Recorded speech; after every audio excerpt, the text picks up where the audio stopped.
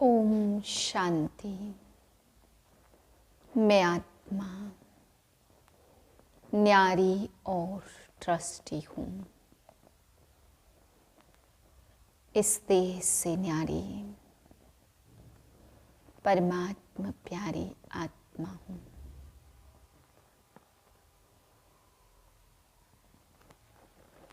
सत्रह 2/2024 के महावाक्य हैं 3। आज बाबा हम बच्चों को समझाते, बच्चे रहम दिल बाप आ करके तुम बच्चों पर रहम करते हैं, पढ़ाई पढ़ाते हैं। तो बाबा कहते हैं बच्चे, जो पढ़ाई तुम बच्चे पढ़ते हो, यह ज्ञान की दवा लेते हो, तो एक एक बीमारी बाहर निकलती है। तो कभी ये नहीं सोचना चाहिए कि ये विकार तो मेरे अंदर था ही नहीं, ज्ञान में आने के बाद ये चीज़, ये संकल्प क्यों चल रहे हैं। बाबा कहते बच्चे, भक्ति मार्ग में बीमारियां बाहर नहीं निकलती हैं, ज्ञान मिलते ही, दवाई मिलते ही सभी बीमारियां बाहर निकलती है, आत्मा स्वच्छ बनती है। इसलिए कभी काम क्रोध के संकल्प आते हैं तो यही समझना है कि 63 जन्मों के जो अंदर में पाप हैं वो सभी बाहर निकल करके आत्मा को यह ज्ञान स्वच्छ बना रहा है। इसलिए बाबा कहते हैं बच्चे कभी घबराओ मत और ही अपने लिए रहम दिल बनो, दूसरों के लिए भी रहम दिल बन करके अवगुणों को निकालना है। मीठे बच्चे, पावन बनने के लिए एक है याद का बल, दूसरा है सजाओं का बल। तुम्हें याद के बल से पावन बन ऊंच पद पाना है। प्रश्न है, बाप रूहानी सर्जन है, वह तुम्हें कौन सा धीरज देने आए हैं। उत्तर है, जैसे वह सर्जन रोगी को धीरज देते हैं कि अभी बीमारी ठीक हो जाएगी, ऐसे रूहानी सर्जन भी तुम बच्चों को धीरज देते हैं। बच्चे, तुम माया की बीमारी से घबराओ नहीं। सर्जन दवा देते हैं तो यह बीमारियां सब बाहर निकलेंगी। जो ख्यालात अज्ञान में भी नहीं आए होंगे वह आएंगे, लेकिन तुम्हें सब सहन करना है। थोड़ा मेहनत करो, तुम्हारे अब सुख के दिन आए कि आए हैं। ओम शांति। बेहद का बाप सभी बच्चों को समझाते हैं, तुम सबको पैगाम पहुंचाना है कि अब बाप आए हैं। बाप धीरज दे रहे हैं क्योंकि भक्ति मार्ग में बुलाते हैं, बाबा आओ लिबरेट करो, दुख से छुड़ाओ। तो बाप धीरज देते, बाकी थोड़े रोज है। कोई की बीमारी छूटने पर होती है तो कहते हैं अब ठीक हो जाएगी। बच्चे भी समझते अब चीची दुनिया में बाकी थोड़ा रोज है, हम फिर से नई दुनिया में जाएंगे, उसके लिए हमको लायक बनना है। फिर कोई भी रोग आदि तुमको नहीं सताएंगे। बाप धैर्य देकर कहते हैं बच्चे, थोड़ी मेहनत करो, और कोई नहीं जो ऐसे धीरज दे। तुम ही तमो प्रधान बन गए हो, अब बाप आए हैं तुमको फिर से सतो प्रधान बनाने के लिए। अभी सभी आत्माएं पवित्र बन जाएगी, कोई योग बल से, कोई सजाओं के बल से। सजाओं का भी बल है ना, सजाओं से जो पवित्र बनेंगे उनका पद कम हो जाएगा। तुम बच्चों को श्रीमत मिलती रहती है, बाप कहते हैं मामे कम याद करो, तुम्हारे सब पाप भस्म हो जाएंगे। अगर याद नहीं करेंगे तो पाप 100 गुना बन जाएगा, क्योंकि पाप आत्मा बन तुम मेरी निंदा कराते हो। मनुष्य कहेंगे इनको ईश्वर ऐसी मत देते हैं जो आसुरी चलन दिखाते हैं। लाठी चाही उतराव चढ़ाव भी होता है ना, बच्चे हार भी खाते, अच्छे अच्छे बच्चे भी हार खाते हैं, तो पाप कटते ही नहीं हैं, फिर भोगना भी भोगनी पड़ती है। यह बहुत अच्छी दुनिया है, इसमें सब कुछ होता रहता है। बाप को बुलाते ही हैं, बाबा आकर हमको भविष्य नई दुनिया के लिए रास्ता बताओ। बाबा जानते हैं उस तरफ है पुरानी दुनिया और इस तरफ है नई दुनिया। तुम हो नैया, अब तुम पुरुषोत्तम बनने के लिए चल रहे हो। तुम्हारा इस पुरानी दुनिया से लंगर उठ गया है, तो जहाँ जा रहे हो उस घर को ही याद करना है। बाप ने कहा है मेरे को याद करने से तुम्हारी कट उतरेगी। या तो है योग बल या सजाएं, हर एक आत्मा पवित्र तो जरूर बननी है। पवित्र बनने बिगर वापस तो कोई जा नहीं सकते। सबको अपना अपना पार्ट मिला हुआ है, तो बाप कहते हैं यह है तुम्हारा अंतिम जन्म। मनुष्य कहते हैं कलयुग अर्जुन छोटा बच्चा है, गोया मनुष्य अभी इससे भी और दुखी होंगे। तुम संगम युगी ब्राह्मण समझते हो, यह दुख धाम तो अभी खत्म होना है। बाप धीरज देते हैं। कल्प पहले बाप ने कहा था माँ में कम मुझे याद करो तो पापों की कट उतर जाएगी। यह मैं गारंटी करता हूँ। यह भी समझाते हैं कलयुग का विनाश जरूर होना है और सतयुग भी जरूर आना है। खातिरी मिलती है बच्चों को, निश्चय भी है, परंतु याद न ठहरने के कारण कोई न कोई विकर्म कर लेते हैं।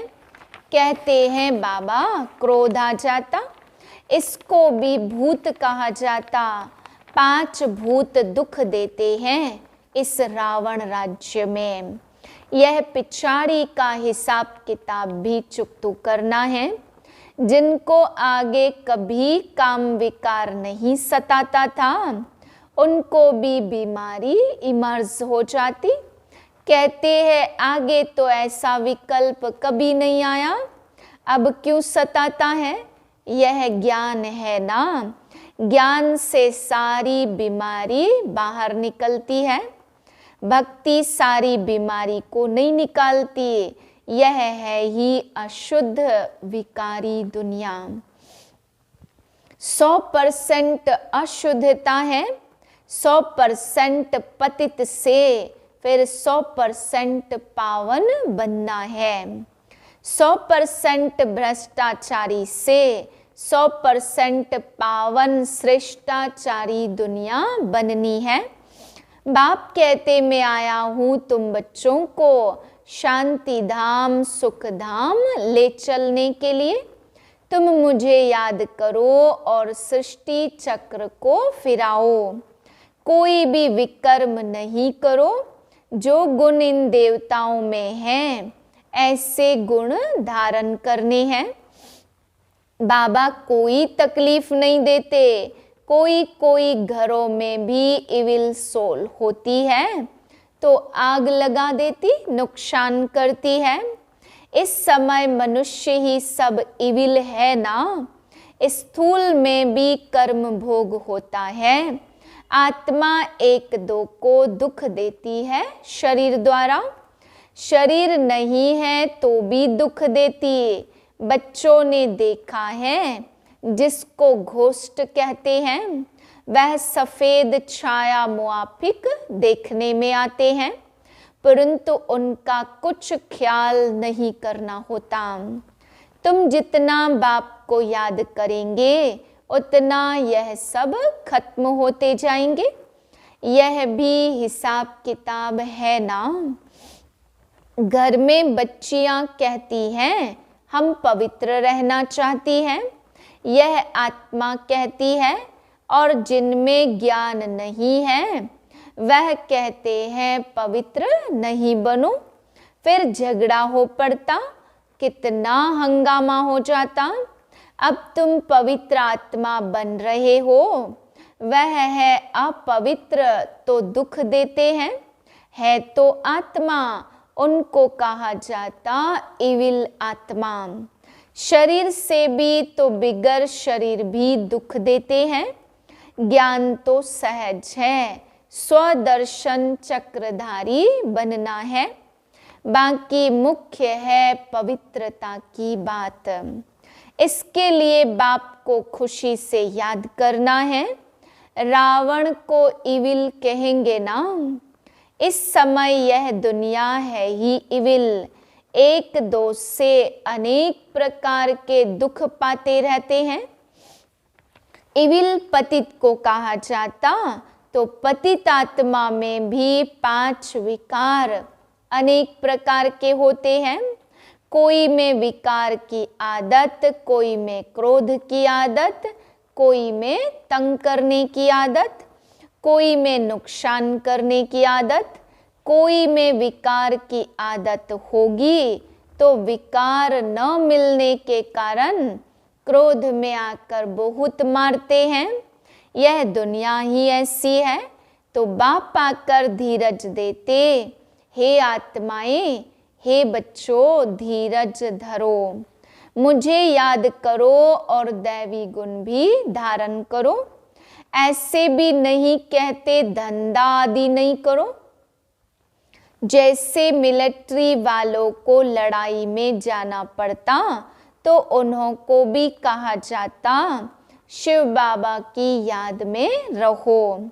गीता के अक्षरों को उठाए, वह समझते हैं हम युद्ध के मैदान में मरेंगे तो स्वर्ग में जाएंगे, इसलिए खुशी से लड़ाई में जाते, परंतु वह तो बात ही नहीं है। अब बाबा कहते हैं तुम स्वर्ग में जा सकते हो, सिर्फ शिव बाबा को याद करो। याद तो एक शिव बाबा को ही करना है तो स्वर्ग में जरूर जाएंगे। जो भी आते हैं भल फिर जाकर पतित बनते हैं तो भी स्वर्ग में जरूर आएंगे। सजाएं खाकर पावन बनकर फिर भी आएंगे जरूर। बाप रहम दिल है ना, बाप समझाते हैं कोई विकर्म न करो तो विकर्माजीत बनेंगे। यह लक्ष्मी नारायण विकर्माजीत है ना, फिर रावण राज्य में विकर्मी बन जाते। विक्रम संवत शुरू होता है ना। मनुष्यों को तो कुछ भी पता नहीं है, तुम बच्चे अभी जानते हो। यह लक्ष्मी नारायण विकर्माजीत बने हैं। कहेंगे विकर्माजीत नंबर 1 और फिर 2500 वर्ष के बाद विक्रम संवत शुरू होता है। मोहजीत राजा की कहानी है ना। बाप कहते नष्टो मोहा बनो, मामेकम याद करो तो पाप कटेंगे। जो 2500 वर्ष में पाप हुए हैं वह 50-60 वर्ष में तुम स्वयं को सतो प्रधान बना सकते हो। अगर योग बल नहीं होगा तो फिर नंबर पीछे हो जाएंगे। माला तो बहुत बड़ी है, भारत की माला तो खास है, जिस पर ही सारा खेल बना हुआ है। इसमें मुख्य है याद की यात्रा और कोई तकलीफ नहीं है। भक्ति में तो अनेकों से बुद्धि योग लगाते, यह सब है रचना। उनकी याद से किसका भी कल्याण नहीं होगा। बाप कहते किसको भी याद नहीं करो। जैसे भक्ति मार्ग में पहले सिर्फ तुम भक्ति करते थे, अब फिर पिछाड़ी में भी मुझे याद करो। बाप कितना क्लियर समझाते हैं।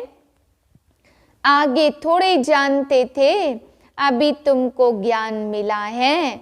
बाप कहते और संग तोड़ एक संग जोड़ो तो योग अग्नि से तुम्हारे पाप भस्म हो जाएंगे। पाप तो बहुत करते आए हो, काम कटारी चलाते हो, तो एक दो को आदि मध्य अंत दुख देते आए हो। मूल बात है काम कटारी की, यह भी ड्रामा है ना। ऐसे भी नहीं कहेंगे ऐसा ड्रामा क्यों बना। यह तो अनादि खेल है, इसमें मेरा भी पार्ट है। ड्रामा कब बना कब पूरा होगा यह भी कह नहीं सकते। यह तो आत्मा में पार्ट भरा हुआ है। आत्मा की जो प्लेट है वह कब घिसती नहीं है। आत्मा अविनाशी है, उसमें पार्ट भी अविनाशी है। ड्रामा भी अविनाशी कहा जाता है। बाप जो पुनर्जन्म में नहीं आते वो ही आकर सब राज समझाते हैं। सृष्टि के आदि मध्य अंत का राज कोई भी समझा नहीं सकते। ना बाप का ऑक्यूपेशन ना आत्मा का, कुछ भी जानते नहीं। यह सृष्टि का चक्र फिरता ही रहता है। अब पुरुषोत्तम संगम युग है, जब सब मनुष्य मात्र उत्तम पुरुष बन जाते तो शांति धाम में सब आत्माएं पवित्र उत्तम बन जाती हैं। शांति धाम पावन है ना, तो नई दुनिया भी पवित्र है। वहाँ शांति तो है ही, फिर शरीर मिलने से पार्ट बजाते हैं। हम यह जानते हैं हर एक को पार्ट मिला हुआ है, वह हमारा घर है। शांति में रहते हैं, यहाँ तो पार्ट बजाना है। अब बाप कहते भक्ति मार्ग में तुमने मेरी अव्यभिचारी पूजा की, दुखी नहीं थे। अभी व्यभिचारी भक्ति में आने से तुम दुखी बन पड़े हो। तो अब बाप कहते दैवी गुण धारण करो, फिर भी आसुरी गुण क्यों। बाप को बुलाया कि हमको आकर पावन बनाओ, फिर पतित क्यों बनते हो। उसमें भी खास काम को जरूर जीतना है तो जगत जीत बनेंगे। मनुष्य तो भगवान के लिए कह देते आपे ही पूज्य आपे ही पुजारी, गोया उनको नीचे ले आते हैं। ऐसे पाप करते करते महाविकारी दुनिया बन जाती। गरुड़ पुराण में भी रौ नरक कहते, जहाँ बिच्छू टिंडन सब काटते रहते हैं। शास्त्रों में क्या क्या बैठ दिखाया है यह भी बाप समझाते। यह शास्त्र आदि सब भक्ति मार्ग के हैं, इनसे कोई मेरे साथ मिल नहीं सकते। और ही तमो प्रधान बन पड़े हैं, इसलिए मुझे बुलाते हैं आकर पावन बनाओ तो पतित ठहरे ना। मनुष्य तो कुछ भी समझते नहीं हैं। जो निश्चय बुद्धि है वह विजयी हो जाते। रावण पर विजय पाकर राम राज्य में आ जाते। बाप कहते काम पर जीत पाओ, इस पर ही हंगामा होता है। गाते हैं अमृत छोड़ विष क्यों खाते हो। अमृत नाम सुनकर समझते हैं गौ मुख से अमृत निकलता है। अरे गंगा जल को थोड़े अमृत कहा जाता, यह तो ज्ञान अमृत की बात है। स्त्री पति के चरण धोकर पीती है, उनको भी अमृत समझते हैं।